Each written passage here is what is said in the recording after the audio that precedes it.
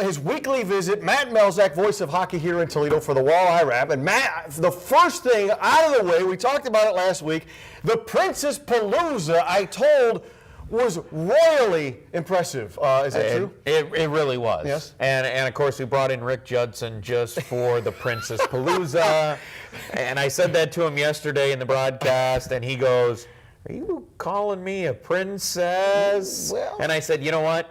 You're a rookie in the broadcast booth. True. There's got to be a little bit of Sure. of prodding for a rookie." And Sure. you know what? It was a good game. It was a fun time. All of the fans, they had a lot of fun. They were lined up in the concourse doing all the princess things and the face painting and all of that stuff. It was a great time. I hate to tell you, I heard one 5-year-old say that she was not there for the hockey game. She was there for the princess. I'm sure she was not the only one, actually. But we had a great crowd there, a lot of people, and a lot of kids got exposed to the game of hockey. Yeah, that's a good thing. And an even better thing, the win on Sunday was 6 goals. I mean, an outpouring of goals after a couple of overtime wins. What happened? What was going so right? Well, I'll tell you what. The game of hockey, there is a lot of flow to it, Right. and there's a lot of ups and downs to it over the course of a season. And we've seen the other side of that, where Yes. Toledo struggled to score some goals, and going into the game, they were kind of middle of the pack as far as goals for.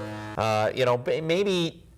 I don't want to use the word I'm thinking of here, but I think underachieving maybe in some aspects with some fair. players. That's I fair. don't think that's, it's not really the word I want to use, but in a way you can kind of, because you can look at guys' career numbers, Right. And then you can go, well, for them to get on that pace, they've got to have a big game. They've got to chip in a big couple of games to kind of catch up a little bit. And it's kind of like when we look at a hitter in baseball and a batting average, and you go, man, this guy's great. He's a career 290 hitter. Why in the world is he hitting 220?